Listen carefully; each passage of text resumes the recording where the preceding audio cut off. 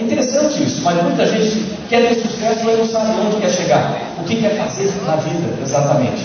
Então, a primeira coisa que o sonho serve, aquele filminho que fica passando na cabeça da gente, é para que a gente defina exatamente a nossa meta. Qual é a nossa meta? Ou quais são as nossas metas? Então, primeiro objetivo do sonho. Segundo objetivo do sonho é para definir um plano de ação. Quando você sonha, você está fazendo tipo uma simulação do futuro. Então, nessa simulação, a gente vai passar por várias possibilidades, por aqui, por lá, e isso ajuda a gente a fazer um planejamento eficiente para a gente atingir as nossas metas. Terceiro objetivo do sonho, terceira utilidade do sonho, é que durante o caminho a gente vai cair. Lógico, se você atingiu uma coisa muito facilmente, significa que aquilo não é importante. Se você atinge uma coisa importante, é porque você passou muita dificuldade, porque você caiu, é difícil ter outros obstáculos, ter desafios, etc. E cada vez que você cai, você vai ter que ter força para levantar. E o sonho entra aí. O sonho vai te ajudar a levantar e continuar a caminhar. Então o sonho tem esses três objetivos. Então, para começar, eu vou mostrar aqui qual era o meu sonho lá no tempo de Bauru. Vamos dar uma olhadinha.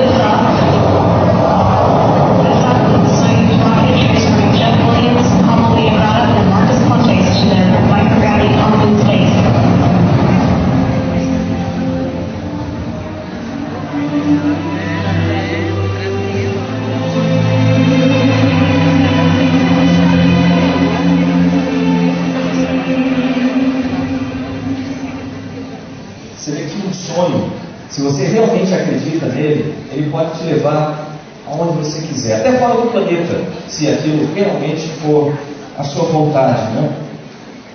Bom, onde que começa essa história? A história começa numa cidade não muito longe daqui, né? Pelo menos do ponto de vista espacial, é bem pertinho, coladinho.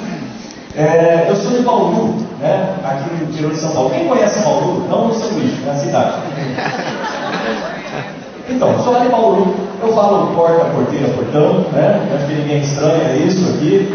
Eu tenho muito orgulho disso. Acho que uma das primeiras coisas que eu gosto de falar é sempre em relação a essa importância das raízes. Muito importante a gente lembrar de onde a gente veio, quem a gente é, sabe? Porque se eu for contar, já tem 3 coisas na vida, né? Primeiro, coisas materiais, tipo casa, carro, roupa e coisa assim. Segundo, tipo títulos,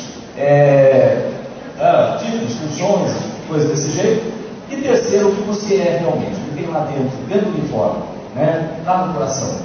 Por que eu acho isso importante demais, você lembrar disso? Porque tem muita gente que ao longo da vida começa a se identificar só com o que tem materialmente, com os títulos que tem, e vai se esquecendo de quem é. E o risco disso é que o que você tem materialmente, os títulos que você tem, o que as pessoas falam de você, positivo ou negativo, tudo isso muda com o tempo. E se você se identificou só com isso, um dia, quando essas coisas mudam, você não sabe quem mais você é. Que tipo de fruto você dá? É como se fosse um galho seco, sabe, que soltou das raízes, vai ser levado no vento das palavras das pessoas, e de repente acorda em algum lugar, não sabe que tipo de fruto que dá e nada mais. É assim que a gente vê as pessoas crescerem, terem sucesso, cair lá de cima rapidamente. Não é um jeito que cresce rápido e cai rápido, porque eles soltaram as suas raízes. Por isso eu gosto de começar falando de raiz. E quando a gente fala de raiz, a gente lembra dos pais da gente, né? É a raiz da gente. Eu vou falar muito de família aqui também, que é uma das coisas importantes, né? Uma das coisas mais importantes que a gente tem na vida. Então estão aí o seu Vigílio e a dona Zuleika, né? Ali do meu lado, na academia da Força Aérea. Aquela foto do lado ali, eu estou com o violão, né? Essa foto, lógico que a gente muda com o tempo, o cabelo fica branco, a gente muda em várias dimensões, mas o que tem aqui dentro continua a mesma coisa, né? Aliás, quando a gente fala dos pais, vamos falar um pouquinho do seu Vigílio e da dona Zuleika, né? Às vezes o pessoal fala assim, o astronauta deve ser filho de rico, né? Deve ter nascido numa casa enorme, deve ter estudado em escolas caríssimas. Não e não, né? Meu pai, seu Vigílio, ele era servente do IBC, Instituto Brasileiro do Café. Servente de serviços gerais, aquele cara que limpa o chão, faz café, corta grama, é isso que ele fazia lá. A minha mãe, a dona Zuleika, que está aí na foto, ela era escriturária da Rede Ferroviária Federal. Somando o salário dos dois, a gente morava lá na Bela Vista, em Bauru, para quem conhece, perto de onde hoje é a Praça da Bíblia, ali era meu campinho de futebol. E eu era aqueles garotos que corriam por lá, descalços, né? A minha casa foi alagada, um monte de coisa que eu vi em Bauru, ali que era do lado, e assim por diante. Mas, apesar da dificuldade, apesar da falta de dinheiro, eu gosto de ressaltar bastante isso, porque a gente tem muitos alunos, muitos jovens no Brasil que passam pela mesma dificuldade, que às vezes acreditam que eles não vão conseguir ter sucesso por causa disso. Apesar disso, eu tinha um sonho dentro de mim. E o meu sonho, ele era um sonho no meio das nuvens, basicamente. Né? Então, está aí isso do lado direito, essas nuvens. Eu vivia no aeroclube no final de semana, então eu ia para lá, ficava vendo os aviões decolarem, pousarem. Aquilo era meu sonho. É só que não tinha dinheiro para pagar a hora de voo. Então os caras lá, os pilotos, falavam assim para mim: por que você não entra para a Força Aérea? Na Força Aérea você pode ter uma carreira, você pode voar, e etc. Ótimo, excelente. Mas também eu tinha que ajudar em casa, né? Assim como muitos jovens têm que trabalhar. Né? Eu acho útil isso, eu acho importante. Às vezes o pessoal fala assim para mim: puxa, você começou a trabalhar, e eu comecei a trabalhar com 14 anos para ajudar em casa. Você começou a trabalhar cedo, você perdeu a sua adolescência? Não, de jeito nenhum. Eu trabalhava na rede ferroviária, né? Por isso que tem essa locomotiva aí do lado, foi o meu primeiro emprego. Eu trabalhava na rede ferroviária federal como eletricista aprendiz. Ganhava meio salário mínimo. Com meio salário mínimo, eu pagava um curso noturno, colégio técnico profissionalizante, que estava começando na época, e eu tinha uma carteira assinada. Para mim, aquela carteira assinada significava muito mais do que meio salário mínimo. Significava assim: olha, você que tem essa carteira assinada, tem capacidade, você tem confiança para ir lá e realizar, você pode se virar sozinho. E isso, para mim, foi muito mais importante do que ficar simplesmente jogando bola na rua. Trabalhar ali, ter responsabilidade, isso para mim ensinou uma série de coisas. Então, eu comecei a trabalhar, estou lá na rede ferroviária, e aí você fala assim: como é que você estudou para entrar para a academia da Força Aérea? Então, vestibular, tá? Difícil de fazer. Eu saía de casa às 6 horas da manhã, voltava às 6 horas da tarde no trabalho, né? E jantava, ia para o colégio à noite, voltava às 11h30 da noite. Eu falo que eu não tinha nem tempo e nem dinheiro para pagar o cursinho, né? Porque o mês salário ali era para pagar o meu curso à noite no colégio técnico e deixava o dinheiro em casa ainda, sobrava. Ok. O que eu digo nessa hora é o seguinte, para a pessoa pergunta: como é que você estudou? Como é que você conseguiu a maneira para passar no vestibular lá? Eu digo o seguinte: quando você quer fazer realmente uma coisa, você não vai procurar desculpas para explicar razões ou justificar o porquê que talvez você não consiga chegar lá. Você vai procurar soluções para fazer aquilo. Então, a gente não procura desculpas, a gente procura soluções. E as soluções, pode ser difícil, mas você vai achar essa solução. E a solução que eu achei foi o seguinte: durante o meu tempo eu tinha, vamos dizer assim, de folga, né? Enquanto eu estava no trabalho, eu não trabalhava todos os minutos, às vezes eu estava dentro da locomotiva, eu estava fazendo outros testes, em vez de ficar esperando ali aquele motorzão da locomotiva girando lá atrás, um calor danado. Eu acendia a luz de manutenção, que era mais ou menos como essa aqui, puxava o livro do macacão e estava lá estudando, né? Aí estudava ali física, matemática, os livros do Ramalho, Banco, Nicolau, Toledo, lembra? O pessoal lembra os fundamentos da física. Então estava lá estudando aqueles livros, um livro todo cheio de graxa, né?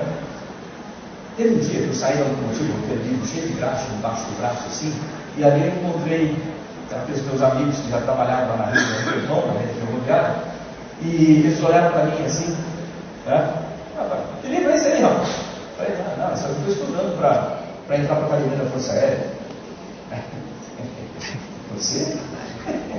Cara, real, você foi para de rico, você nunca vai conseguir entrar lá, fica estudando essa grande. Isso aí não vai trabalhar nada, você vai ficar frustrado. Você não tem quem te indique para entrar lá.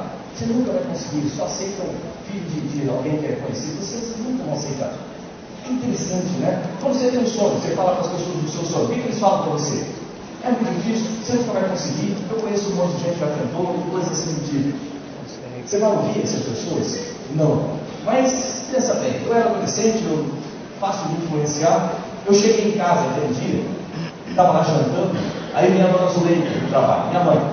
Minha mãe é italiana, não sei se alguém tem mãe italiana aí, né? Ou teve mãe italiana, mas vai entender bem o que eu estou falando. Eu estava lá jantando uma canja de galinha, né? Aí chega a dona Zuleika do trabalho, olhou para mim assim, aquele jeitão dela. Ela era baixinha, olho azul, brava, para chuva, olhou para mim. Quem foi? Falei, não, fala logo, quem foi? Quem sabe bem como é isso?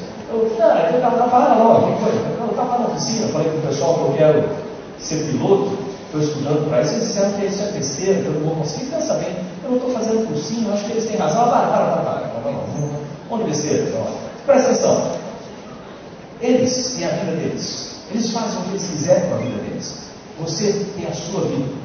Eu te digo uma coisa, ela olhou bem para mim com aqueles olhos azuis assim, sabe?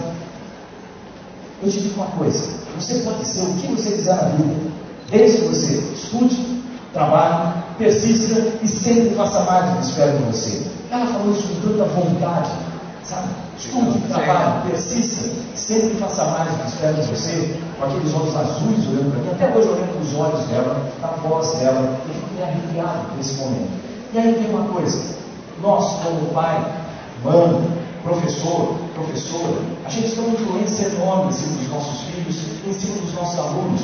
O que a gente fala para eles funciona como se fosse uma profecia. E se você repetir muitas vezes aquilo vai entrar a cabeça dentro dele, e aquilo vai ser determinante na decisão dele lá na frente. Isso é o que eu chamo de poder das palavras, né? Eu tenho aqui um pedaço de vídeo daquele filme Em Busca da Felicidade, em que o Will Smith faz papel do vendedor, não tem dinheiro para nada, completamente quebrado, é aniversário do filho dele, ele dá uma bola de basquete pro menino. E aí o menino, na hora que recebe a bola de basquete, como toda criança, o que ele vai fazer? Vai falar do sonho, né? E fala do sonho. E o pai, inadvertidamente, né, achando que vai proteger o filho das frustrações, vai tentar cortar aquele sonho. E quando ele faz isso, o garoto pega a bola, joga de lado. Afinal de contas, o que tem graça fazer na vida se não é como um sonho? Não tem graça. Aí o menino joga aquela bola de lado assim. Aí o pai percebe o erro que cometeu, e aí ele vai falar uma frase. Eu queria que todo mundo guardasse essa frase. O que o pai vai falar ali no final? Vamos dar uma olhadinha.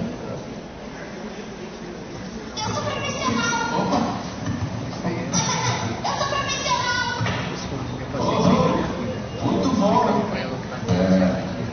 Eu não sei não, sabe? Provavelmente você será tão bom quanto eu era. É assim que as coisas são, eu era abaixo da média no basquete. Provavelmente você também não será lá essas coisas, então você vai ser bom em muitas coisas, mas não em basquete. Eu não quero que fique arremessando essa bola dia e noite, tá bom? Tá bom? Então vai lá, manda.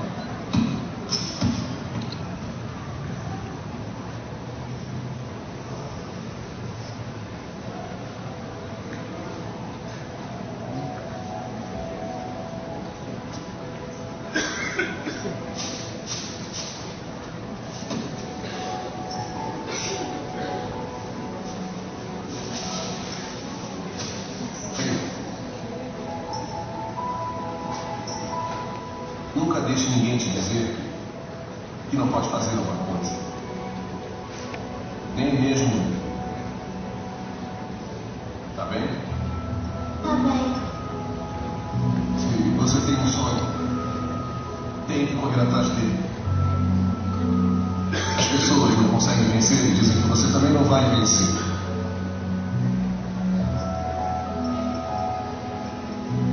Se você quer uma coisa, corre atrás. Ponto.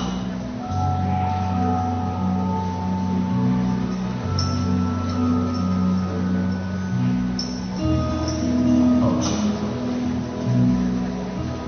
As pessoas não conseguem vencer e dizem que você também não vai vencer. Se você quer alguma coisa, corre atrás. Ponto. Não deixe ninguém destruir o seu sonho. Não destrua o sonho de ninguém também. As nossas palavras têm importância não. Também destrua o seu próprio sonho. Às vezes a gente destrói o nosso próprio sonho em frente ao espelho, né? De vez em quando. E foi acreditando na luz do leite. E não no que o pessoal falava que eu ia conseguir fazer alguma coisa. Eu fiz a prova da Academia da Força Aérea, fiz lá o vestibular e passei. Então está aí a Academia da Força Aérea. Entrei. Aliás, eu acho que vocês já me acharam aí, né? Além do uniforme ali, eu estou naquela formatura lá, eu sou o terceiro do começo para trás.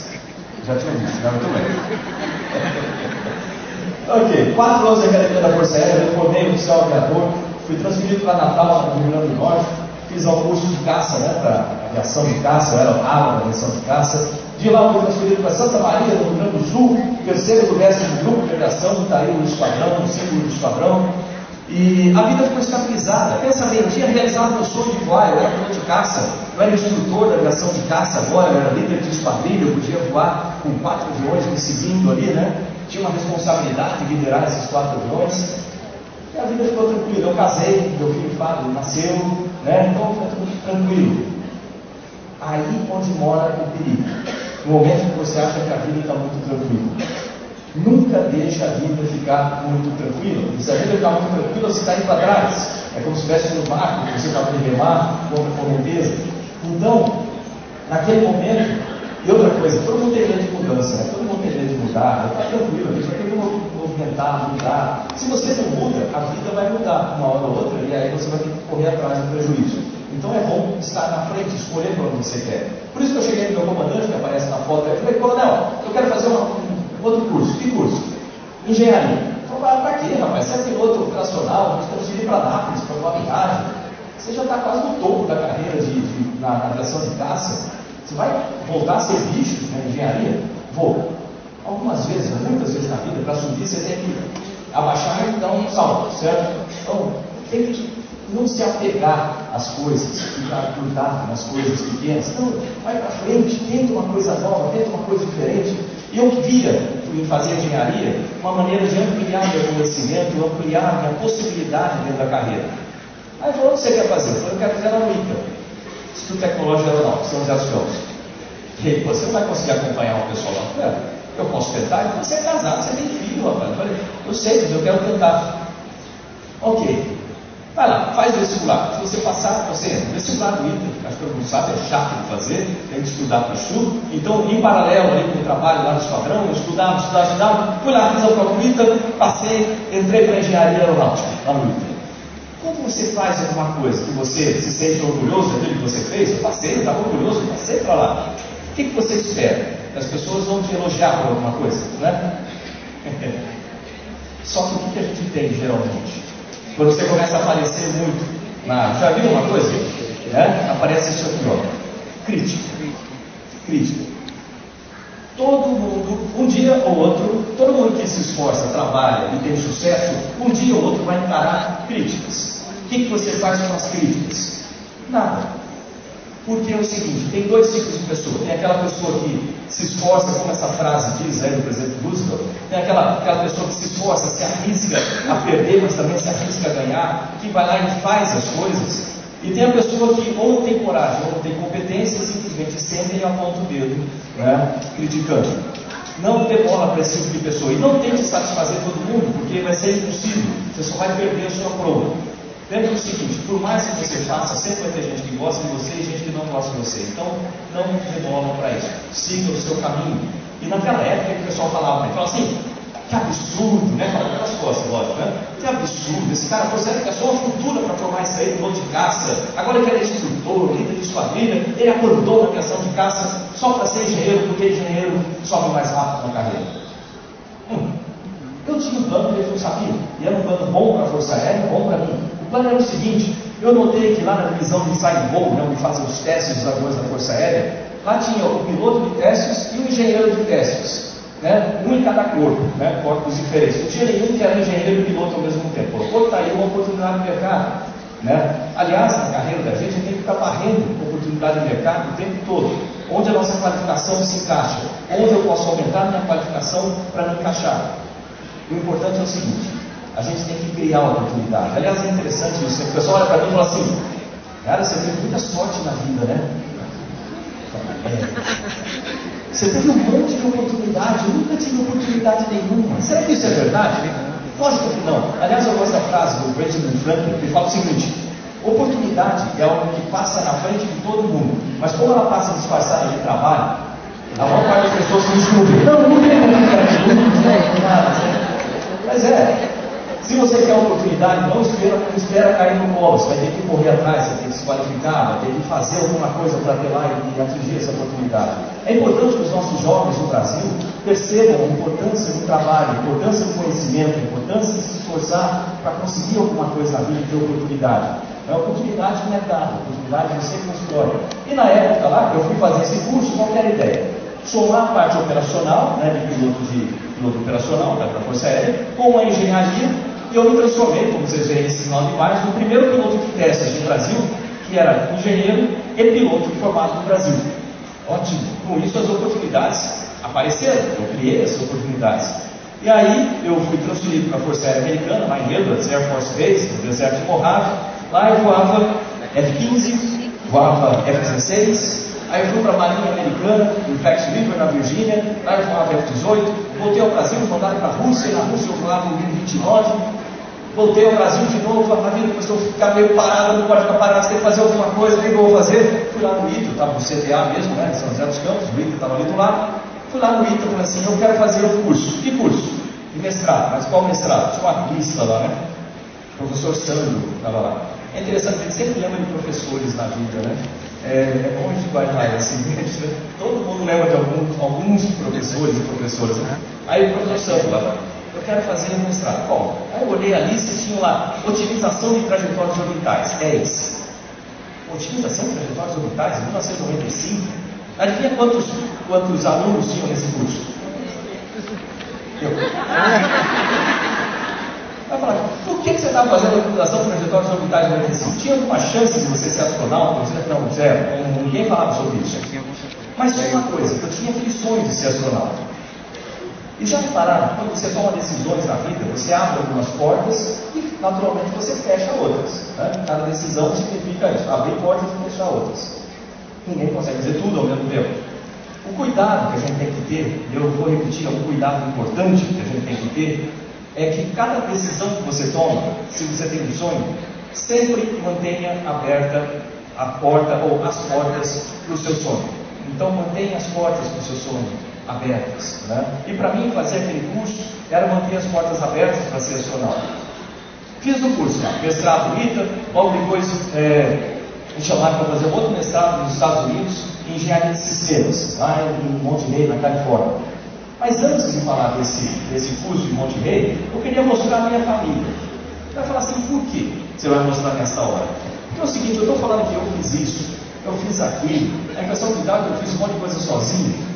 Ninguém faz nada sozinho. A gente sempre precisa de um time muito bom. E esse time, o melhor time, o mais importante que a gente tem é a família da gente. Então a família da gente é o time mais importante, que tem que estar com a gente nas decisões, tem que estar com a gente nas comemorações, nas dificuldades. É o time que forma o caráter da pessoa, a família. E a gente tem que lembrar que a escola hoje em dia está assumindo uma certa responsabilidade junto com as crianças de formar valores que, pelo menos no meu tempo, isso era a função primária das famílias, dos pais que ensinavam para os filhos o que é o certo, o que é errado, qual é o caminho melhor a seguir, né? E é uma coisa a ser discutida, isso não é o momento de ser discutido, mas a família é muito importante para isso. Aí, Eu vou apresentar aí nessa foto, deixa eu olhar aqui que eu não consigo apontar. Nessa foto maior tem aí do meu lado a minha mãe, Dona Zuleika, do lado dela minha irmã, Rosa Maria, do outro lado meu irmão, Luiz Carlos, e lá na ponta o meu pai, o seu Virgílio. Em cima ali comigo está a Fátima, minha mulher, e embaixo o Fábio, meu filho, que nasceu lá em Santa Maria, e a Ana Carolina, minha filha, que nasceu em São José dos Campos. Para ver como essa foto é antiga, hoje o Fábio tem 28 anos e ele é antropólogo, e trabalha lá em Houston. A Ana Carolina, que está do meu lado, ele tem 23 anos e é aluna do curso de medicina lá em Houston também. Então o tempo passa, a gente vai. Eu estou agora já esperando aí, quem sabe em breve, ter um netinho, né? Essa é a minha expectativa em si. Bom, essa família é importante demais. Fui lá para Monte Rei. Estou lá em Monte Rei, fazendo mestrado, me deram 2 anos e meio para fazer mestrado, 2 anos e meio, muito tempo. Terminei o mestrado com 1 ano e meio, passa mais do que espero de você. Terminei em 1 ano e meio, comecei o doutorado. Estou lá fazendo o doutorado quando chega o meio do meu irmão, que aparece aí na foto. Meu irmão lá de Bauru sempre foi um incentivador, ele via comigo no aeroclube, ele é 13 anos mais velho do que eu. E ele viu no jornal da cidade de Bauru um edital, que dizia sobre o concurso de seleção. Ele mandou um e-mail assim para mim: dê uma olhada nesse negócio, tem a sua cara, acho que você vai gostar. E o que tinha ali? Ali tinha o meu sonho escrito. Quando eu olhei aquilo, era um edital para convocação de um concurso público para astronautas no país. Eu confesso que eu já tinha visto o site da NASA uma série de vezes. Eu tinha os requisitos, eu construí a minha carreira baseado em como que eram as carreiras dos astronautas lá, então minha carreira se encaixava bem, mas tinha um item ali que eu não tinha, ser americano. Aí, de repente, como o Brasil entrou no programa da Estação Espacial Internacional, e ele entrou através da NASA, a NASA exigiu que o Brasil fornecesse para o corpo de astronautas, para o grupo de astronautas da NASA, um brasileiro para ser treinado no grupo 17 de astronautas e se tornar um astronauta NASA, mas com a bandeira do Brasil. E aí a NASA falou: vou fazer o exame de seleção da mesma forma que a gente faz o exame de seleção nos Estados Unidos. A NASA veio para o Brasil, a Agência Espacial fez um concurso público, conforme a lei, logicamente, Então, no Brasil fez o edital, publicou nos jornais das maiores cidades, e o meu irmão mandou aqui. Quando eu olhei, eu falei: nossa, já pensou? Agora eu tenho chance?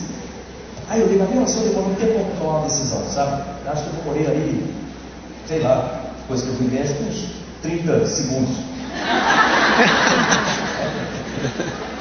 Peguei, preenchi a papelada, tinha que entrar no site da NASA e fazer o download dos papéis, preencher tudo lá. Preenchi e mandei para a NASA, mandei para a Agência Espacial Brasileira, mandei para o Departamento de Pesquisa da Força Aérea, eu era ligado a esse departamento, fiquei lá esperando. Passou 1 semana nada, 2 semanas nada. Já reparou que todo mundo tem um anjinho de um lado, um diabinho do outro? Todo mundo tem. Depois de 2 semanas esperando, não chegava nada, aí o diabinho entra em cena,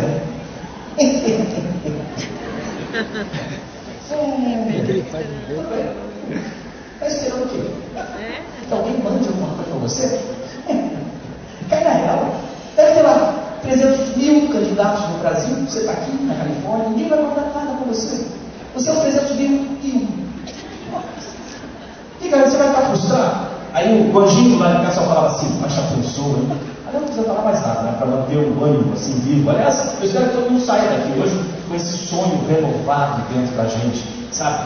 E o anjinho serve para isso, ele fala assim: mas já pensou, hein, tal. Ok. Demorou mais 1 semana, eu estou passando lá com fax, assim, eu trabalhava no departamento de física da universidade, aí eu estou passando lá com fax, e começa a sair com fax.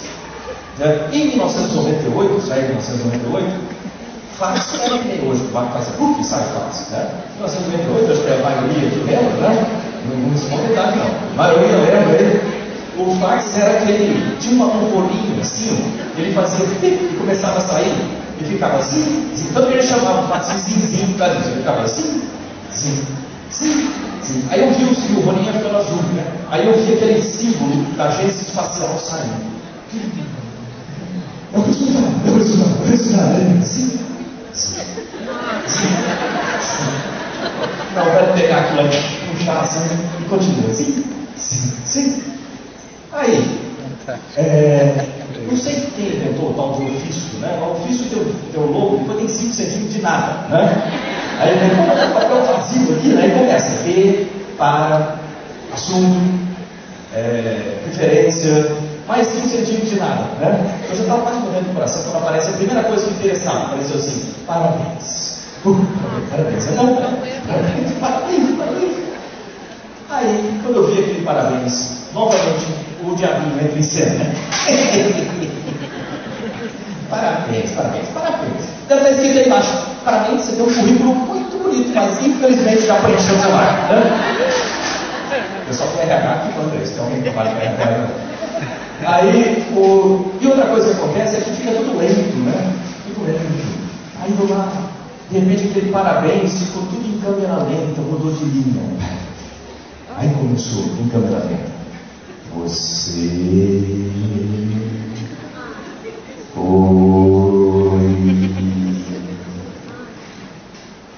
foi aprovado. Na primeira frase, eu vi que mais fase.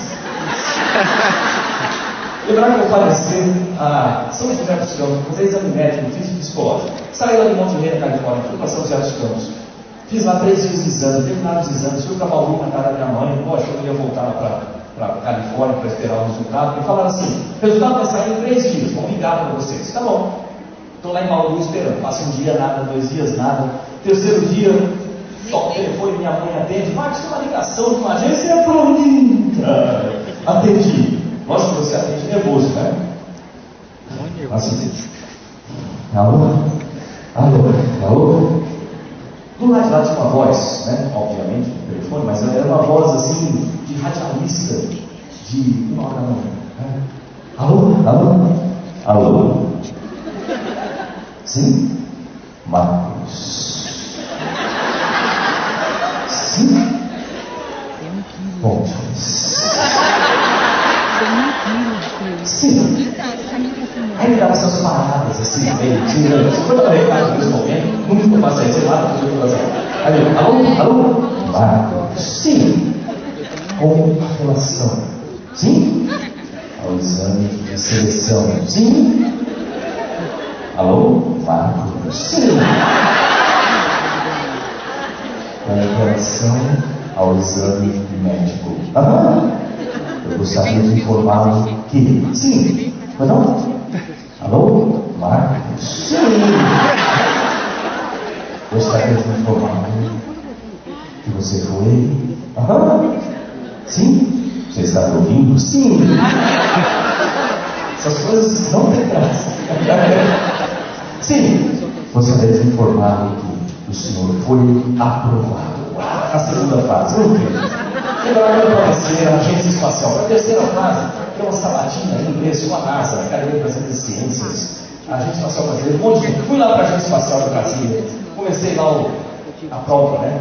Ficamos em 5 candidatos só no final. Aí, gozado, você encontra os outros 4, né? Um olha para a cara do outro.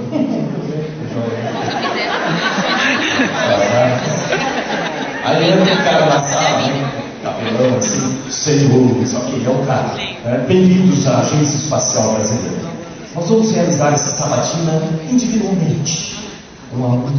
Um de cada vez. A ordem é aleatória. Ele seu filho pegou o cara de novo. Agora meia hora, outro cara foi hoje pro galhado. Aí perguntaram o quê? Rapaz, não te conto. Não conta assim, né? Perguntar sobre a vida, o que mais? Perguntar sobre equações de Macho. Equações de Macho? Oi? Cara, isso. Ela quer estrelinha de meteorito. Você não recebeu a lista? Não. Eu não recebi a lista. Então você imagina o que seja. Na véspera da prova, você não sabe que ia cair, né? E eu fui o segundo a ser chamado. Fui no corredor só pensando em Max, como que é? Meu Deus do céu. Entrei na sala. Quando você está preocupado com um problema na vida, o que acontece? Você multiplica aquele problema em 1 milhão, aquele bicho de 7 cabeças, né? Então, para mim, aquela sala é como se fosse esse tamanho. O número de pessoas lá como fosse aqui. Todo mundo posto de HD, sabendo de tudo, e eu aqui sabendo de nada. Principalmente Max. Sentei na cadeira. Aí parecia que eu tive que a cadeira estava lá no chão, com molho, né? Aí começaram a perguntar. Sabe uma coisa? Não perguntaram absolutamente nada de Max.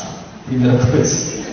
Aliás, é assim na vida também. A gente às vezes se preocupa com tanta coisa que nunca vai acontecer. Já notou isso?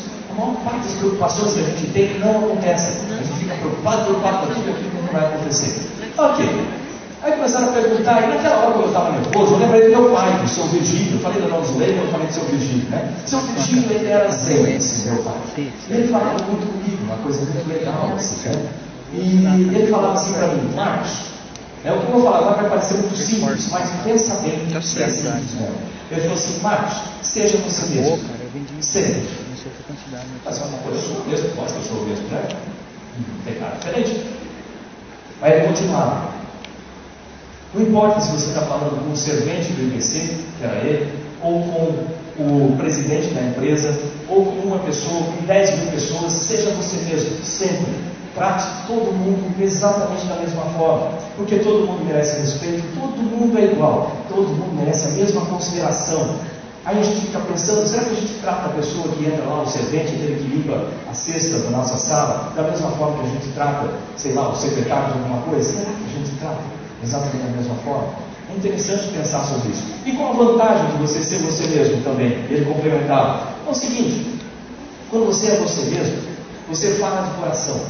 E você, quando você fala de coração, devagarinho as pessoas começam a derrubar aquele escudo que todo mundo tem para se proteger do que as outras pessoas podem falar para você, começam a derrubar aquilo lá. E aí você se sente bem, e as pessoas se sentem bem, e aí você conversa da melhor forma possível. Você fala de coração, as pessoas ouvem de coração. Dá para perceber quando uma pessoa está fingindo alguma coisa diferente. A gente nota, não tenha dúvida disso aí. A gente percebe isso. Então falar de coração é importante. Com isso, você vai conseguir uma coisa também. Você vai conseguir gente que gosta de você, e vai conseguir gente que não gosta de você. Ok, nem Jesus Cristo conseguiu unanimidade, é assim mesmo, né? Então é continuar a fazer isso. Pelo menos você garante que você não vai mudar, você é você mesmo, acabou. Aí eu comecei a falar, quando perguntaram da minha vida, eu comecei a falar do tempo de Bauru, que eu ia nadar no Batalha, falei do tempo lá de Santa Maria, quando meu filho Fábio nasceu, o médico era amigo meu, a gente fez um parto justo, um parto normal, sabe? Aí eu peguei o Fábio com um cordão umbilical ainda preso, que com o pai é uma coisa marcante demais pro resto da vida, gente, você nunca vai esquecer aquilo lá, falando dessas coisas de gente, sabe, lá de dentro, né? E à medida que eu ia falando, uma coisa interessante ia acontecendo. A minha cadeira ia subindo na minha cabeça, o número de pessoas lá ia reduzindo, e de repente eu estava falando de igual para igual, com todos aqueles postos de HD e tudo mais, sabe? Porque se você for pensar bem, todo mundo é igual, todo mundo tem sonho, todo mundo tem ansiedade, todo mundo tem medo, todo mundo é uma pessoa normal, todo mundo é igual. Sai daquela sala, não teve a salinha, fiquei lá esperando junto com os outros 4. Todos nós fizemos as entrevistas, né? E depois de 5 horas, o senhor doutor Múcio falou assim, senhores, nós já temos um veredito. Nós vamos apresentar individualmente, um a um de cada vez. A ordem é aleatória. E você é o primeiro. Entendeu? O cara nunca mais voltou, mas sumiu. Aí eu pensei assim, pô, o cara está reduzido, a gente vai fazer. Aí eu fui o terceiro a ser chamado. E fui no corredor assim, pô, cheguei até aqui, tá bom, né? Pensa bem. Ele disse, está aprendiz, estou aqui, tá bom, né? Mas não consigo, não, já pensou não, né? Entrei na sala. Aí lá tinha um senhor, né? Eu nervoso, o cara tranquilão, ele fecha a porta, fechei a porta. Aí ele olhou bem para mim, eu na parada, né? Marcos, sim senhor. Pontes, sim senhor. Marcos Pontes, sim senhor. Você foi o selecionado, escolhido para representar o Brasil como astronauta na NASA do Johnson Space Center em Houston, Texas, junto a outros 16, 15 países participantes do programa da Estação Espacial Internacional. Você, se aceitar, pode ser o primeiro astronauta da história do país.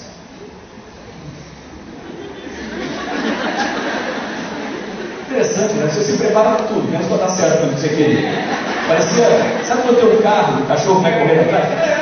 O carro para. Eu não sabia o que falar, para falar a verdade. Aí ele pegou e falou assim, bom, ele notou que eu estava desse jeito, ele falou assim, Marcos, estou te entregando agora uma mensagem a Garcia. Se alguém não lembra ou não conhece a história, depois procura na internet, mensagem a Garcia. Estou te entregando uma mensagem a Garcia. É uma missão pelo país e para o país, levar a bandeira do Brasil pela primeira vez ao espaço nas mãos de um brasileiro. E isso vai exigir sacrifícios da sua parte e da sua família. Sim, senhor. Primeiro, ele falou, isso foi em junho de 1998, então já faz um tempinho, né? Aí ele falou assim, primeiro, sabe que lá o treinamento em Houston é 24 horas, 7 dias por semana, você vai ficar muito tempo longe da família, ou seja, você vai sacrificar o convívio com a família. Sim, senhor. Segundo, ele falou, você é militar, né? Sim, senhor, sou. Quem você é? Sou capitão, você é piloto de testes. Ótimo. Já sonhou em ser brigadeiro? Brigadeiro, oficial general da Força Aérea. Já sonhou em ser brigadeiro? Já. Quando ele falou isso, a primeira coisa que passou na minha cabeça, ele vai promover. Sim, sou. Claro. Já sonhou em ser ministro de aeronáutica? Sim, você vai promover, vai promover, vai promover. Pois é, talvez você nunca seja. Por quê? Bom, veja bem, a Agência Espacial Brasileira é civil. O Programa Espacial Brasileiro é civil e o Brasil é signatário do Acordo Internacional de Uso Pacífico do Espaço Exterior. Ou seja, o Programa Espacial Brasileiro é civil e não pode ter nenhuma atividade militar. Okay? A NASA é civil, a Estação Espacial Internacional é civil, não pode ter desenvolvimento militar. Em outras palavras, a função nacional é civil. Ok. Ou seja, você aceitando esse cara, você vai ter que deixar suas funções militares para assumir a função civil nacional, que provavelmente você vai sacrificar sua carreira militar. Ok. Terceiro, você sabe que tem riscos envolvidos, não sabe? Sim, senhor. Pois é, a gente não quer, pode ser que você tenha um acidente tentando levar a bandeira do Brasil no espaço e você sacrifique sua própria vida nessa tentativa. A minha pergunta é, ele falou, eu vou te perguntar uma vez só, você aceita ou não a missão que eu estou te passando agora? Interessante, na vida da gente é assim, né? Acontece uma coisa, você tem que tomar uma decisão e você tem que dar uma resposta naquele momento. As pessoas me perguntam, como é que você toma uma decisão? A maneira é simples. Se você quer ter certeza que aquela decisão sua, pelo menos você pode lutar para que ela dê certo, ela sempre tem que ser alinhada com os seus valores. Por isso que valor é muito importante. Se você toma uma decisão que tenha qualquer viés, que seja desalinhada com um dos seus valores, eu te garanto que você não vai ter sucesso naquela decisão. E dentro da Força Aérea a gente cresce com 5 valores. 5 valores são coragem, lealdade, honra, dever e pátria. Então, cumprir aquela missão estava completamente alinhado com esses valores. Eu falei, sim senhor, eu aceito. E a partir daquele momento que eu falei, eu aceito, eu tinha só 2 alternativas. Uma delas era passar pelo que fosse preciso para ir lá entregar na Sala Garcia, vamos dizer assim, cumprir a missão. A segunda era morrer tentando. Quando eu falo morrer tentando, eu estou falando literalmente. É esse o tipo de determinação que você tem que ter para cumprir uma missão como essa. É esse o tipo de determinação que você tem que ter, na verdade, para cumprir qualquer coisa na vida. As pessoas desistem muito fácil das coisas. E lembrando que determinação é aquilo que junta objetivo e persistência. É preciso tentar, é preciso lutar por aquilo que a gente acredita e sempre de acordo com os nossos valores. Foi assim que eu fui lá para a NASA, comecei o curso em Houston, lá no Johnson Space Center. O curso de astronautas dura 2 anos. Para ser astronauta profissional são 2 anos. Me formei em dezembro de 2000, especialista em missão. É um nome bonito para mecânico de espaçonário, isso que eu faço. Eu sou mecânico de espaçonário. E a função principal a bordo é manter os sistemas funcionando, montar sistemas, manter tudo funcionando. Quando eu me formei, aliás, o curso de astronautas não tem muita parte física, não. Às vezes a gente imagina que vai chegar lá, vai treinar só como jogador de futebol. Não, 70% do tempo é parte técnica, são sistemas, laboratórios, simuladores, etc. Bancada. 15% do tempo é com psicólogos e psiquiatras, na parte emocional. 10% do tempo com médicos, na parte fisiológica. Só 5% do tempo é no ginásio, na parte física, que é a parte mais fácil, logicamente. Aí terminei o curso, chega o Charlie Freeport, que era o chefe dos astronautas, entregou lá o meu brevet de astronauta. Falou, Marcos, parabéns, você agora é o primeiro astronauta brasileiro. Obrigado, como é que eu vou voar? Isso eu não sei. Aliás, ele falou assim, você é o primeiro astronauta profissional do Ministério de Sul do planeta, sabia? Ah, não, mas tem o Carlos Dorieri do Peru, tem o Ed da Austrália, tem o Frank Palmeira da Argentina. Não, esse pessoal nasceu lá dentro dos Estados Unidos, se tornou americano, voa com a bandeira americana, nunca vou voar com a bandeira desse país. Então você é o único que voa com a bandeira do seu país e representa a sua. Legal, quando é que eu vou voar? Isso eu não sei. E aí muitas coisas aconteceram. Não dá tempo de contar aqui, mas eu ia voar em 2001, passou para 2002, o Brasil quase foi expulso do programa da Estação Espacial Internacional, e muita coisa aconteceu aí nessa parte técnica. Em 2003, a gente perdeu a Columbia, o voo espacial Columbia, perdi 7 amigos lá, os voos espaciais pararam de voar até 2005, então a chance de voar era praticamente zero. Quando em 2005, a Agência Espacial Brasileira me procurou e falou assim, Marcos, você vai voar o ano que vem, em 2006, com os russos, porque não tem voo de voo espacial, você vai voar com os russos. Legal. Quanto tempo eu tenho para treinar? Geralmente 1 ano e meio, porque eles têm os próprios mecânicos, vamos dizer assim, então você tem que aprender todos os sistemas lá, Mas você tem 5 meses para treinar. 5 meses é um desafio tanto, sabe, para treinar em 5 meses isso aí. Pô, não vou conseguir fazer, dá um jeito. Eles falaram, tem mais. Sabe que na Rússia eles falam russo, né? Pois é, já que esse russo, painel é russo, pelo controle fala em russo, você tem que aprender russo também. Aprender russo? Em 3 meses em paralelo, você aprende russo também, é fácil. Dá uma faladinha lá, vai Fácil. Outro de tudo. Olha lá. Gabarito na rússia, языки. Não é tão lógico, né? Tojo. Ou seja, é possível falar em russo. É difícil, mas é possível. Você aprende se precisar. Aliás, pensa nisso. Quando você está chegando perto do seu objetivo, é o momento que você tem os maiores desafios. A vida é assim, né? Perto do seu objetivo, você tem os maiores desafios.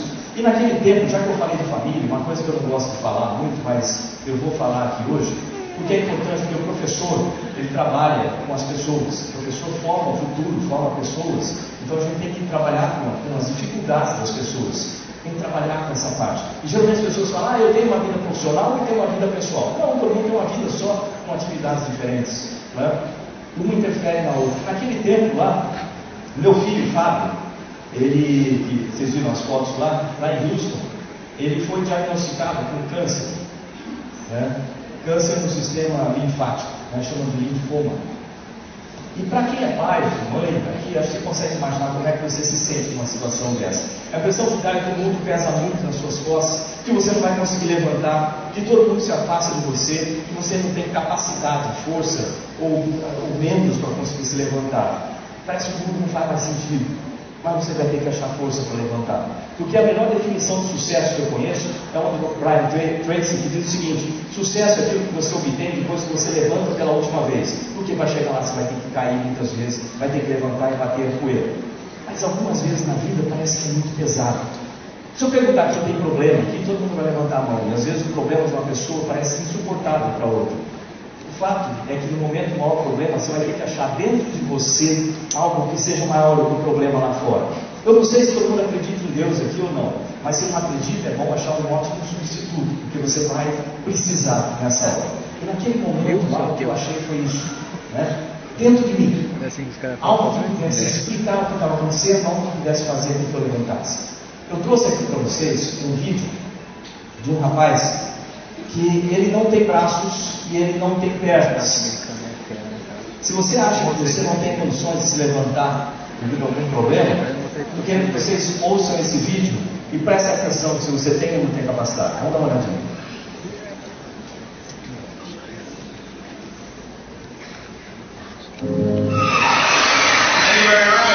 Nice to see you. My name is Nick Vujicic, and it's a pleasure to be with you. So I have no legs, but I have a little chicken drumstick. And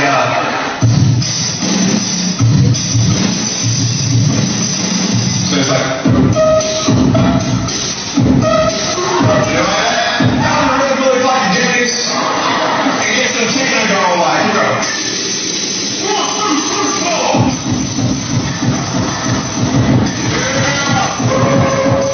There you go, you like that? Is that cool? Beautiful. But honestly, along the way, you might fall down like this. Ready?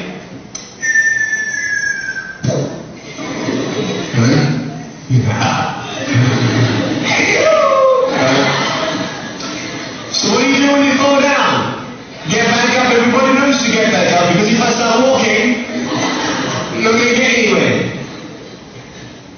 But I tell you, there are some times in life where you fall down and you feel like you don't have the strength to get back up. Do you think you have hope? Because I tell you, I'm down here, face down, and I have no arms, no legs. It should be impossible for me to get back up, but it's not. You see, I will try 100 times to get up, and if I fail 100 times, if I fail and I give up, do you think that I'm ever going to get up? No. And if I fail, I try again, and again, and again. But I just want you to know that it's not the end. It matters how you're going to finish. And you're going to finish strong. And you will find that strength to get back up like this.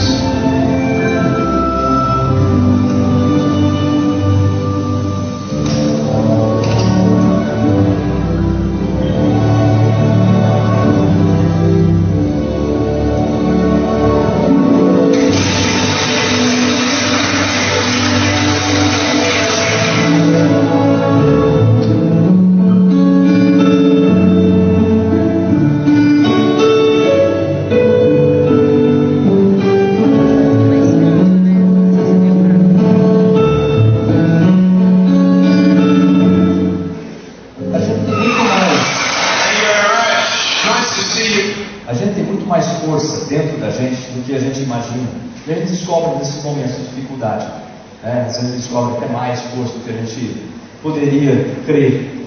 E foi assim que começou a missão centenária, lá em Garatoga, cidadezinha estrelada, 25 quilômetros de Moscou. As características dessa missão espacial eram essas daí, né? Ela era projetada pela Agência Espacial Brasileira e com pesquisas escolhidas pela Academia Brasileira de Ciências, né? O órgão máximo da ciência. Eu era o titular e o meu backup era o Sergei Volklov, porque não tinha mais um brasileiro, então se eu tivesse qualquer gripe ou qualquer problema, ele ia realizar a missão brasileira. Aliás, foi um negócio interessante quando eu fui para lá com aquela situação. Eu lembro que meu filho falou assim para mim, porque você fica numa situação difícil, né? Ele falou assim para mim, olha, vai lá, faz o que você tem que fazer, tem 200 milhões de pessoas esperando que você cumpra a sua missão. E bem, eu também sou um desses 200 milhões de pessoas. Então, vamos lembrar disso. Ok. Quais eram os objetivos da missão? Os objetivos eram esses 4 objetivos. E o destino da missão era a Estação Espacial Internacional.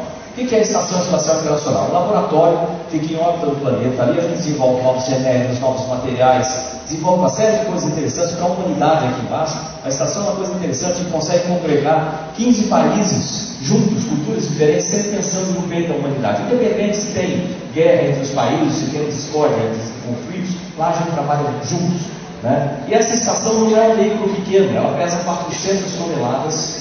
Ela tem entre os painéis solares aí 108 metros, ou seja, cabe um campo de futebol ali, 55 metros do tubo principal. E ela dá uma volta na Terra a cada 90 minutos. Isso é interessante. Se o Sol estiver ali, passa 45 minutos do Sol, 45 minutos da noite, né? Dia, noite. E para fazer isso a 400 km de altitude, a gente tem uma velocidade média de 28 mil km por hora. Essa é a velocidade da estação. Você imagina a energia, né? A quantidade de movimento, vamos chamar assim, dessa estação. Mas em vez de eu ficar falando, vamos dar uma olhadinha no vídeo de dentro da estação espacial. Como é que é ela? Eu queria entrar lá mesmo. Vamos lá mesmo.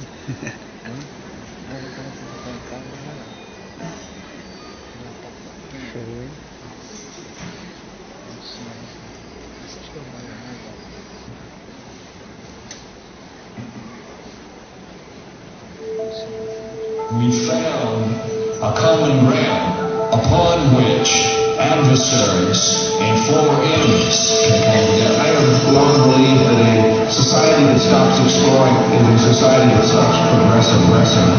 This program is the bridge to the future in the space flight. What happened in this last year is truly phenomenal. Space Station today is the largest and most capable space station ever flown.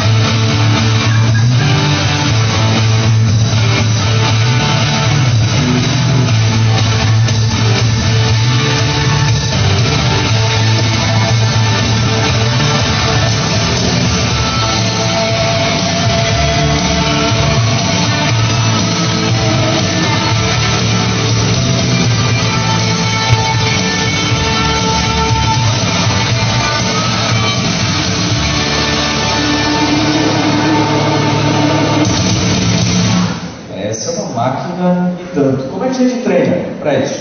Lá em Garatoga, né?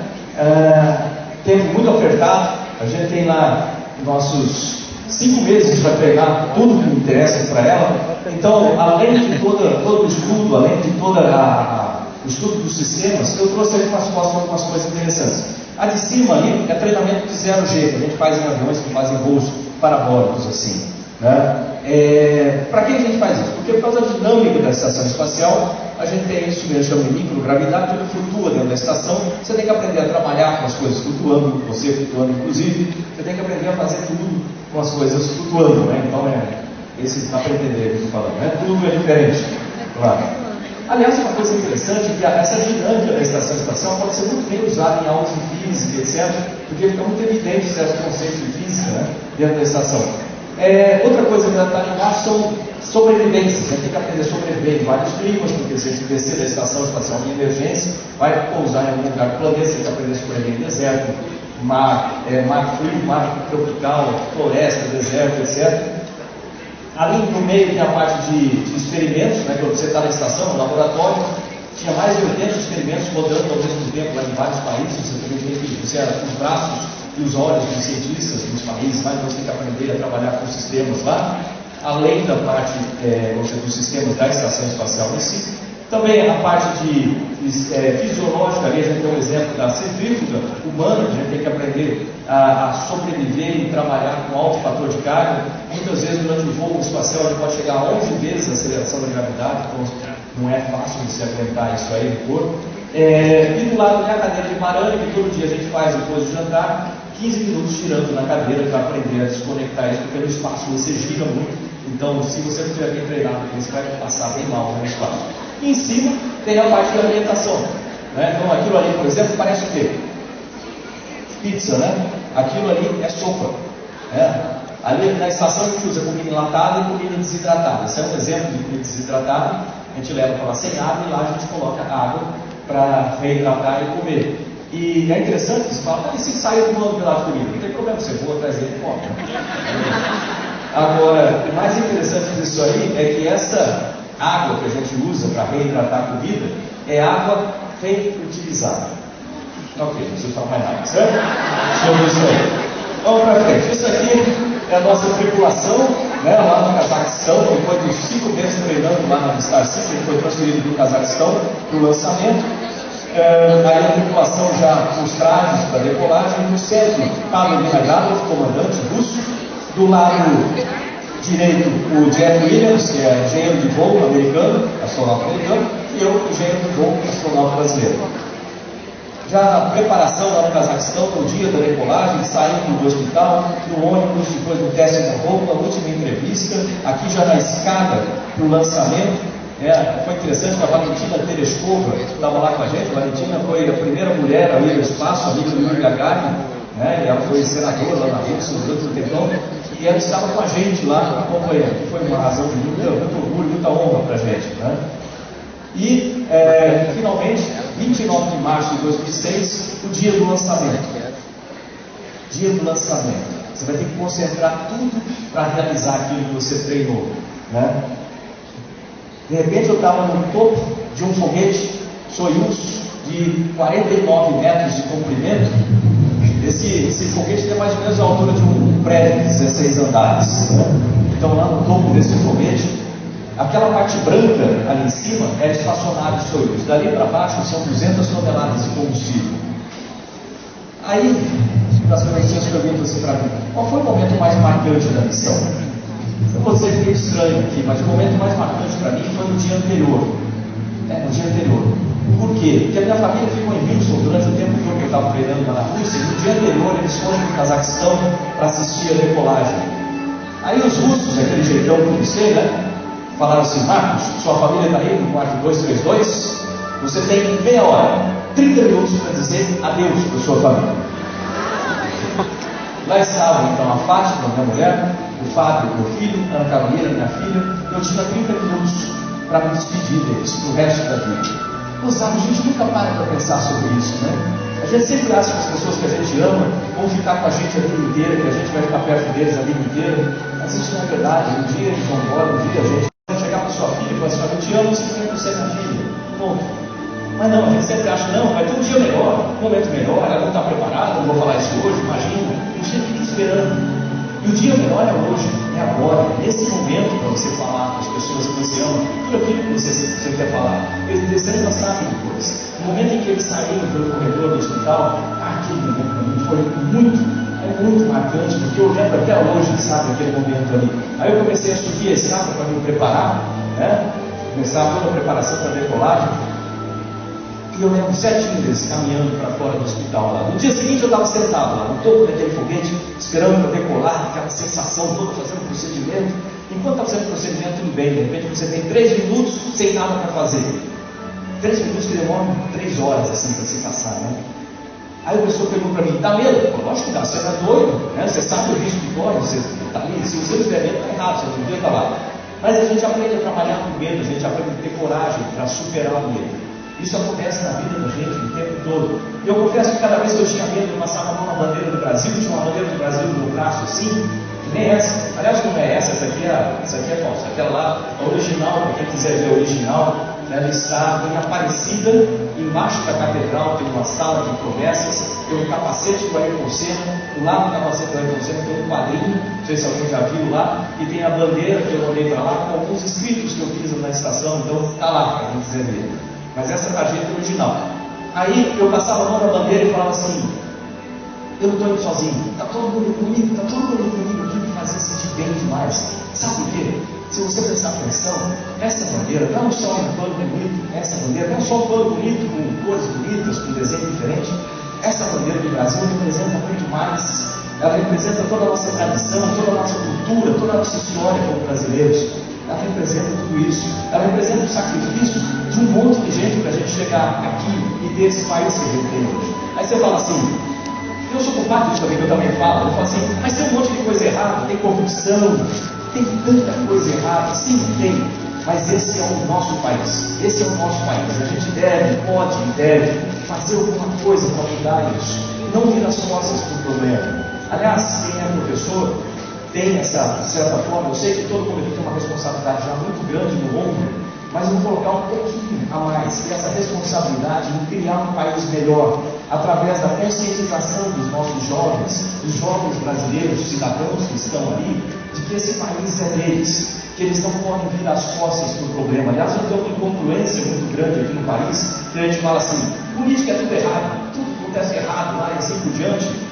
A gente vive querendo modificar aquilo, mas nunca quer que ninguém entre lá, que ajude a mudar. A gente não quer que pessoas de bem se aproximem da política.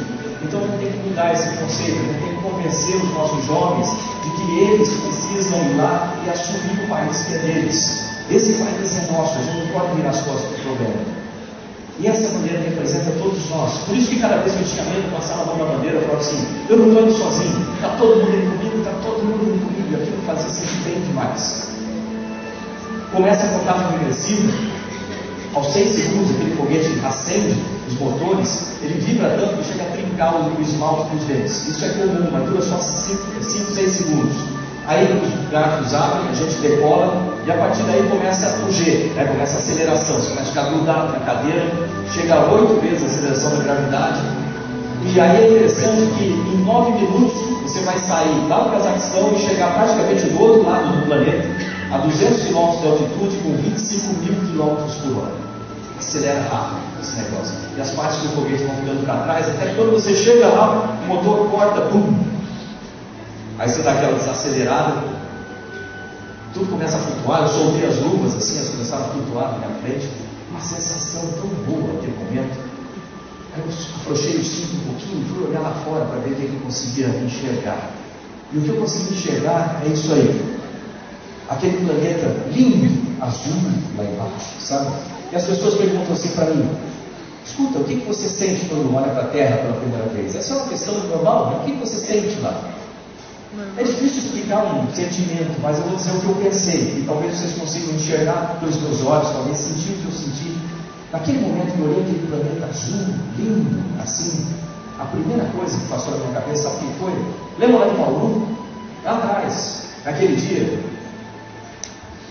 eu cheguei da rede ferroviária, todo chateado, né? Estava jantando ali, e que o pessoal falou assim para mim lá na rede, você ser piloto? Cara, é real, essa coisa de rico, você nunca vai conseguir fazer isso? Impossível para você vai ficar frustrado, lembra disso? Aí depois, quando eu cheguei em casa, a dona Zuleika, com aqueles olhos azuis dela, olhou bem para mim e falou assim: olha, você consegue ser o que você quiser na vida, desde que você estude, trabalhe, persista e sempre faça mais do que esperam de você. Lembra disso? Eu lembrei exatamente da dona Zuleika me falando aqui, com aqueles olhos azuis dela. Aliás, olhos azuis da mesma cor da terra, aí, esse azul da terra, exatamente a cor dos olhos da dona Zuleika. Ela não pôde ver isso com os olhos azuis dela, porque ela faleceu em 2002, e isso aconteceu em 2006. Então eu tenho certeza que, de onde ela estivesse, ela pôde ver, pôde sentir isso aí. E sabe que foi para mim importante aquele momento de compartilhar com ela aquele momento? Sabe por quê? Na vida da gente, a gente passa por um monte de aperto para realizar alguma coisa, e no momento que a gente realiza alguma coisa, geralmente o que a gente pensa? Em tudo que aconteceu de errado, em todas as pessoas que fizeram mal para a gente, etc. E geralmente a gente esquece. Não é isso? A gente esquece das pessoas que ajudaram a gente. Então, para mim, naquele momento, poder lembrar da dona Zuleika foi extremamente importante compartilhar com ela aquele momento.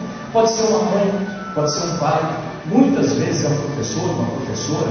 Basta a gente lembrar um pouco do passado. Esqueça por um momento que vocês são educadores ou professores e lembrem do passado, daqueles professores que em algum momentinho ali na sua vida ele te ajudou. Aquilo foi importante para caramba. Logo depois, você olha aquele planeta assim, lindo, azul, é azul a Terra, não? Aí você fica pensando, você deve se sentir muito grande coisa quando você chega lá, né? Eu sou astronauta, coisa assim. Não, muito pelo contrário. Você chega lá, você se sente nada, absolutamente nada, insignificante. E aí é uma coisa interessante, né? Você fala, pô, mas eu fiz tudo isso para chegar aqui e não sentir nada, né? Mas aí, uma coisa passou pela minha cabeça, muito bacana, foi o seguinte: pode ser que eu seja insignificante perante a Terra, certo? Sim. Mas a Terra, perante o universo, também é insignificante, uma bolinha azul perdida lá no meio, pálida. Agora, se essa Terra desaparecer de uma hora para outra, o universo antes é diferente do universo depois. Concorda? Se um de nós, embora insignificante, desapareça de uma hora para outra, o universo antes é diferente do universo depois. O que isso quer dizer para a gente?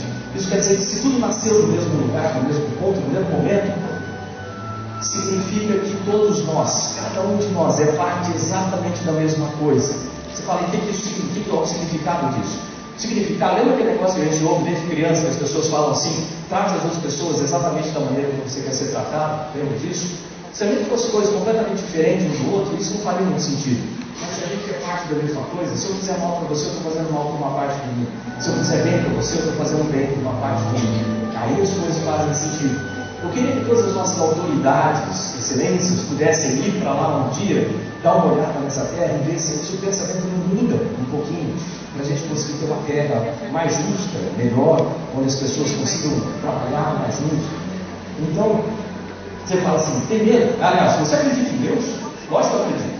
Mas não acredito naquele Deus que fica lá em cima, sentado, jogando raio em alguém que faça alguma coisa errada. Mudou quando você foi para o espaço? Mudou, eu acredito mais. Mas eu acredito naquele Deus que está dentro de cada um de nós e que é tudo que existiu, tudo que existe e tudo que vai existir. É esse tipo de Deus que eu acredito. E quando a gente pensa dessa forma, a gente se junta muito mais. De certa forma, o professor tem essa característica, meio de Deus, assim, de poder juntar as coisas, trazer as pessoas para mais perto uma das outras, né? Medo aparece? Cada vez que eu tinha medo lá, eu escrevia cartas para os meus filhos, e essas cartas acabaram se originando, né? Deram origem a esse livro aí, né? É possível como transformar seus sonhos em realidade. Depois eu usei coaching e outras coisas para completar o livro. Mas não vai estar à disposição, inclusive, para quem quiser aqui depois, com os outros livros também. Mas para mim aquilo foi muito importante. Uma das coisas que aconteceu lá é que quando eu voltei, eu me tornei professor também. Aí você vai falar assim, pô, por quê? Né? Isso foi a primeira coisa que eu falei aqui, qual foi? Professor é a função mais importante que existe. Não é? E por isso que eu voltei para São Francisco compartilhar as coisas. E por isso que a gente não imagina o poder que a gente tem como professor de mudar o futuro. Né? E isso que a gente precisa exercitar mais, mudar o futuro. A gente consegue fazer isso. Juntos a gente consegue fazer muita coisa. Eu tenho certeza que os meus amigos de missão, todos eles concordam comigo. Então está aí o Pablo Vinagrado, no canto. O Pablo era o comandante civil, engenheiro de software da Energia. Lá no topo, em cima do meu lado, está o Jeff Williams, né? Ele é coronel aposentado do exército americano e astronauta americano. Logo abaixo de mim ali está o Bill McCarthy, coronel também da reserva, o aposentado do exército americano, né, e astronauta americano. No canto ali abaixo do Jeff está o Valery Tokarev, coronel também aposentado da Força Aérea Russa, cosmonauta russo, e eu sou tenente-coronel aposentado da Força Aérea Brasileira e astronauta brasileiro. Algumas cenas lá na estação, trabalhando na estação, curiosidades. Durante a subida eu apontei para a bandeira, apontei para cima. O que eu queria dizer com isso? Eu queria dizer assim, estamos todos indo juntos lá para cima. A bandeira significa todos nós. E para quem prestou mais atenção, viu que eu apontei com 2 dedos. Porque eu ia apontar com só juntos, mas um dá noção de juntos, por isso que eu apontei com 2. Estamos todos indo juntos para cima. E depois de 2 dias, chegamos na estação espacial e eu entrei primeiro. Errado, devia entrar o Padre primeiro, o comandante. Por que eu entrei primeiro então? Porque o Padre é um cara sensacional, ele olhou para mim com a bandeira do Brasil, depois que a gente abriu o hatch lá na estação, e falou assim: Marcos, entra na frente. Eu falei: mas você é o comandante, você tem que entrar na frente? Ele: não se preocupa com isso não. Porque não é você, Marcos, que está entrando na frente, é essa bandeira que ele está carregando, que é um país, é uma nação que vai entrar pela primeira vez na estação espacial, e nem eu, nem o Jeff temos o direito de entrar na frente de uma nação. Foi por isso que eu entrei primeiro lá.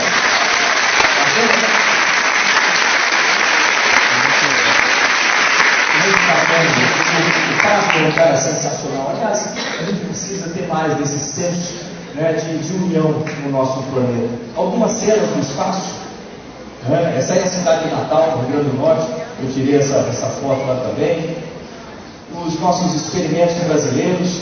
Eu gostaria de ressaltar que eu tive uma honra muito grande de trabalhar com os pesquisadores brasileiros, que foram muito elogiados no exterior, e no Brasil deram pouca importância para eles. A imprensa simplesmente esqueceu dos nossos pesquisadores. Então, eu queria ressaltar aqui a importância de cada um deles dentro desse contexto, que são verdadeiros cientistas. Né? E quem trabalha com educação, ciência e tecnologia no Brasil sabe que não é dada a importância devida dentro dos meios de comunicação ou dentro dos meios da política, etc., para coisas que são essenciais para o desenvolvimento do país, e essa é uma delas.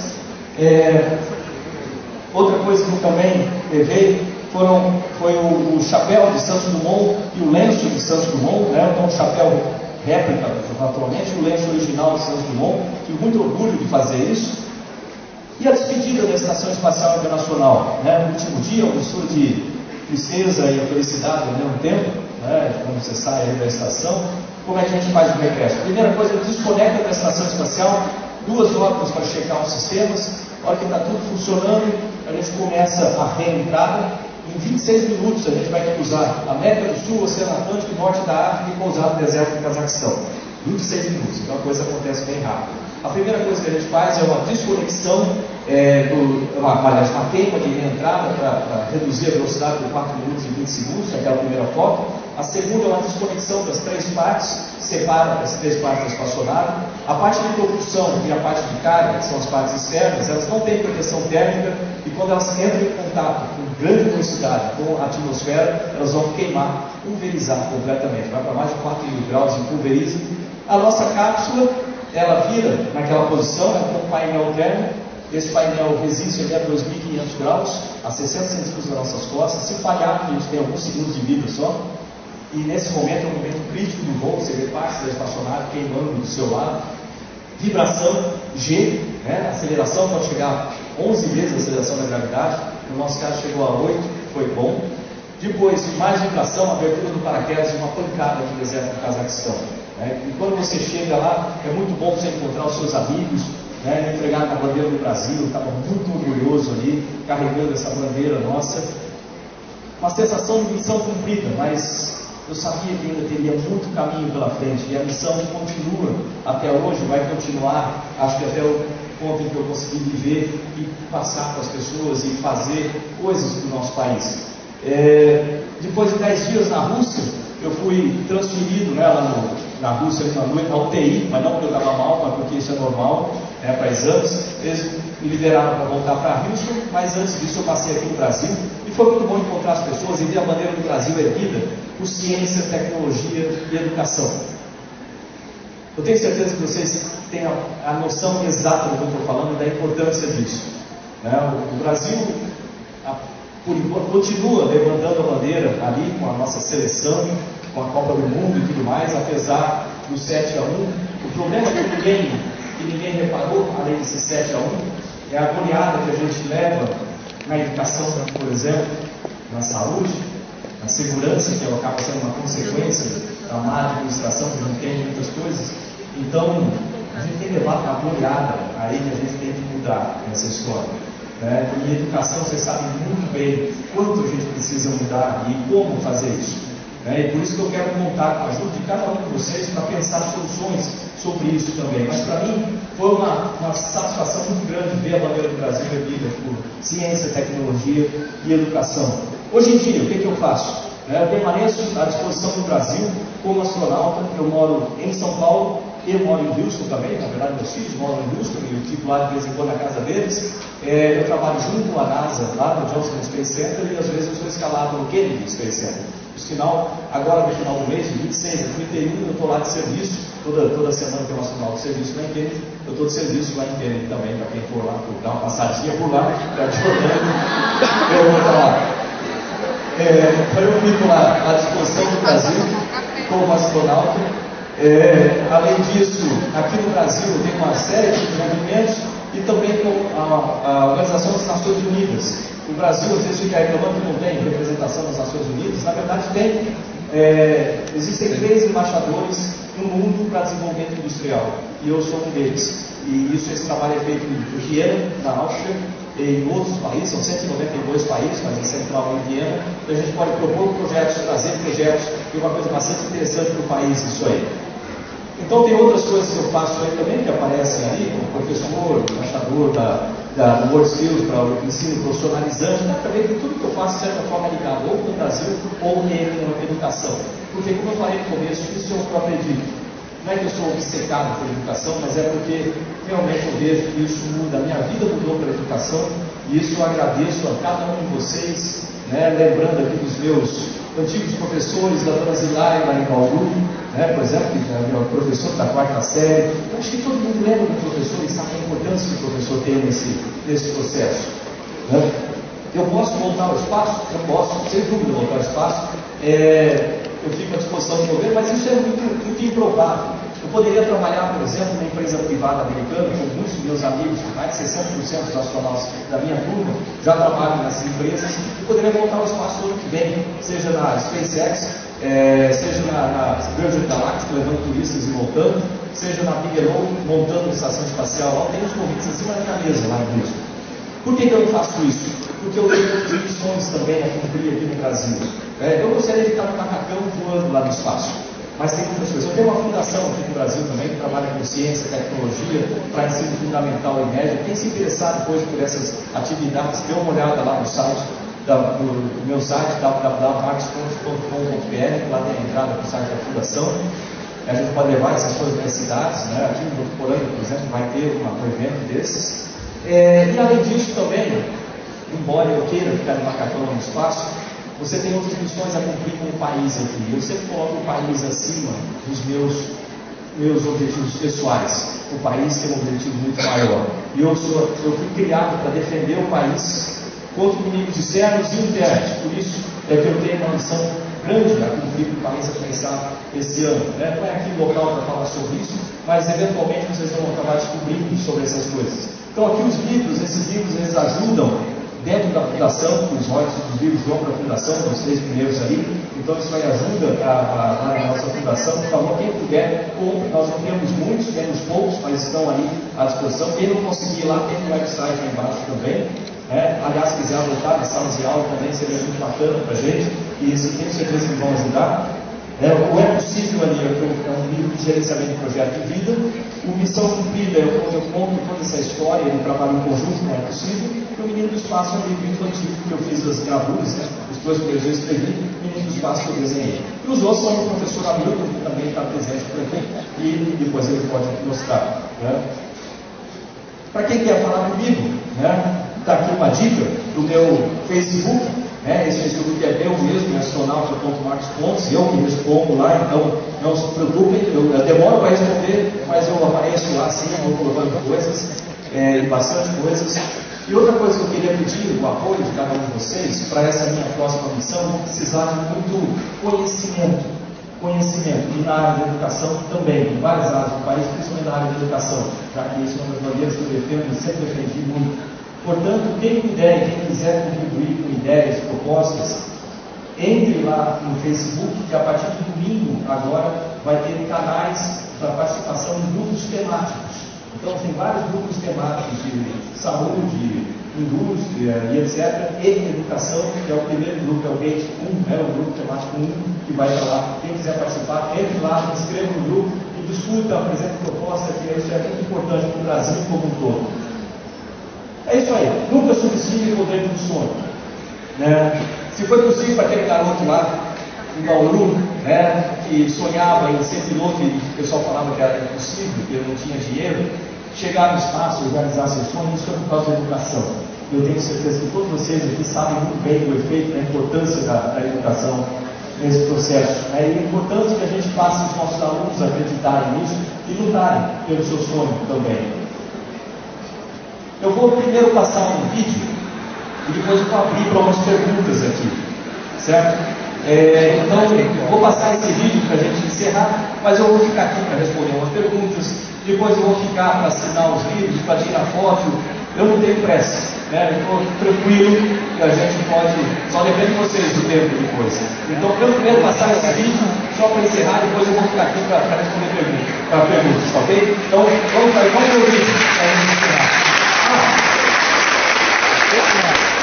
Nesse vídeo, eu vou estar muitas vezes com a bandeira do Brasil nas mãos. Eu queria que cada um de vocês se visse no meu lugar, com a bandeira do Brasil nas mãos. Que vocês estejam comigo na minha próxima missão aqui no Brasil. Que vocês estejam comigo na minha próxima missão lá no espaço. E que cada um de vocês transmita essa bandeira do Brasil para cada um dos seus alunos, porque a gente precisa de jovens comprometidos com o país. No começo do vídeo vai ter uma pessoa que eu admirava muito, que não pode mais estar entre nós, mas ele vai falar algumas coisas interessantes também, depois aparece a missão. Vamos dar uma olhada.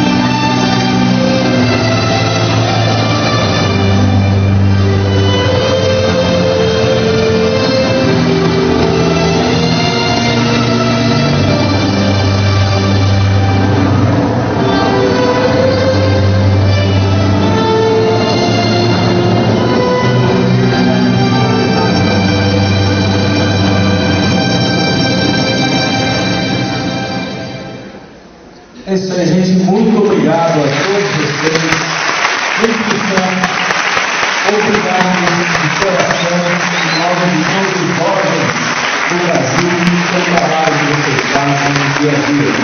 Eu sei que é difícil, eu sei que eu tenho respeito, que eu deveria ter, mas você tem presente forte por trás disso. Obrigado.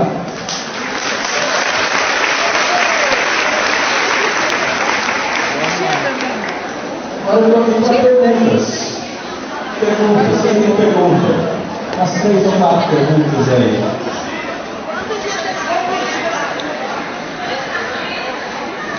Obrigado. Alguém quer fazer perguntas? Foram 10 dias que nos passam.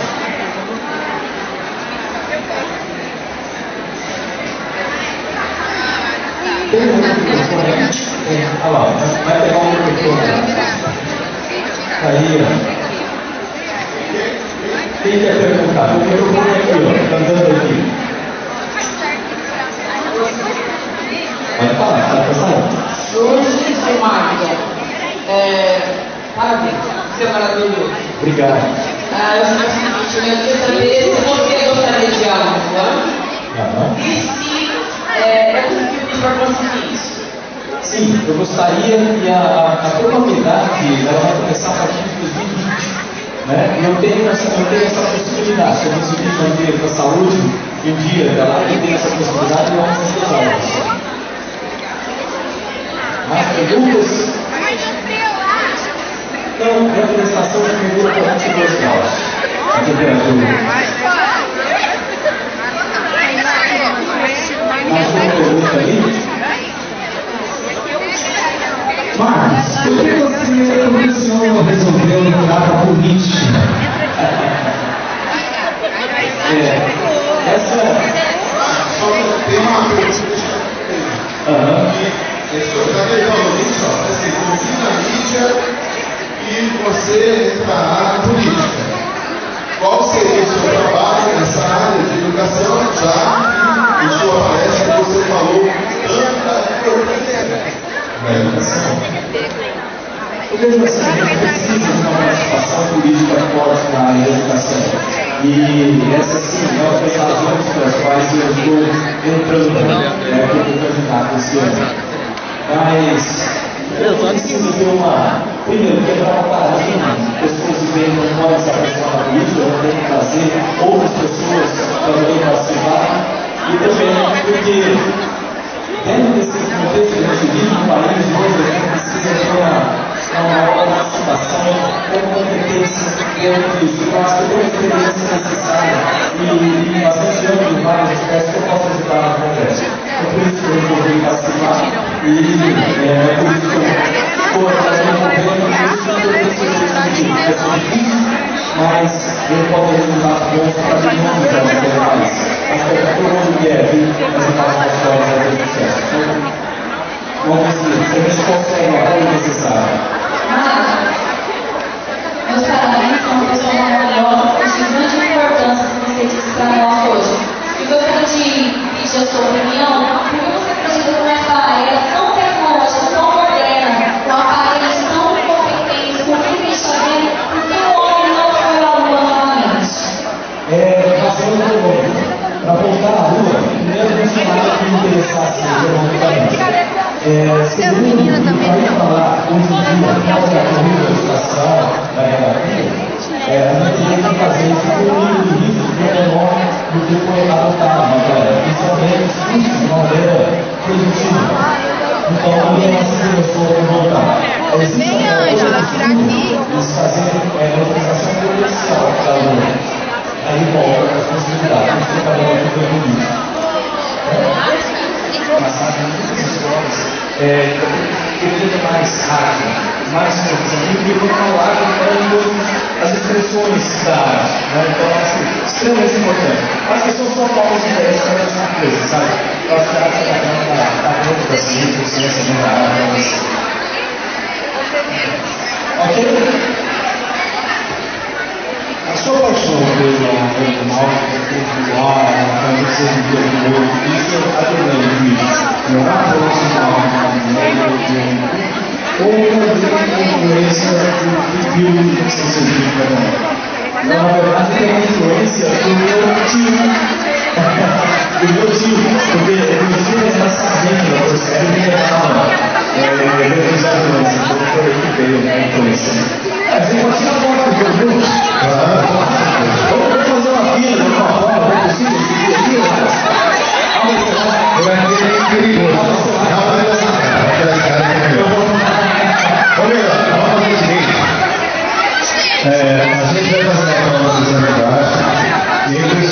Maravilha.